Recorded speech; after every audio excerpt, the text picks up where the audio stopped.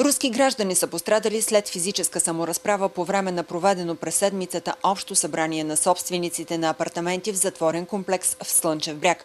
Общото събрание на собствениците се провело на 21 май. На него руските граждани поискали от българската строителна фирма да разреши битовите неуредици в жилищата им и в общите части. Разказва, че след проблеми с регистрацията им за участие в събранието, събрали документите им за самоличност. Отказали им протоколът да се води на друг език, освен български, и затова те решили да напуснат сбирката, вземайки си документите. Тогава се стигнало до използването на физическа сила.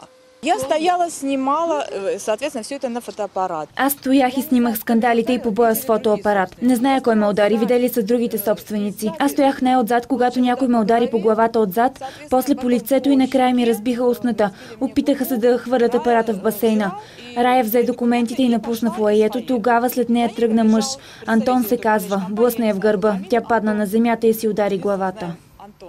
Елена и съпругът и дни след инцидента все още имат синини по тялото, подали са жалба в полицията. От българската фирма имат друго обяснение за случая. Госпожата, която стои тук, Раиса Левченко, както и нейния съпруг, нападнаха един от нашите служители, който носеше документи.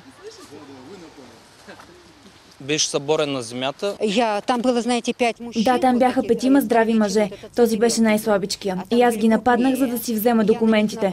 Разбирате ли, това изглежда малко странно. Аз дойдох тук, за да участвам в събранието. Всички хора дойдоха заради него. Нас ни нападнаха и ни биха. Без значение дали са охрана или не. Нападнаха ни, започнаха да бият хората. Аз искам да пристигна тук и да живея спокойно. Охраната отказа да ни разреши да снимаме в затворения комплекс с оправданието, че не са готови за сезона. Руските граждани обаче настояха да видим за какво са платили и в какви условия трябва да живеят. Наложи се намеса на полицията. Какво заварихме? Апартаменти без ток и вода. Въпреки това собствениците са длъжни да плащат по 12 евро на квадратен метър годишно за поддръжка. В момента семейството живее на квартира в Несебър. В неделя летят обратно за Москва, за да разкажат пред националните телевизии за проблема си у нас. За случая информирана полицията и почетното консулство на Русия в Бургас.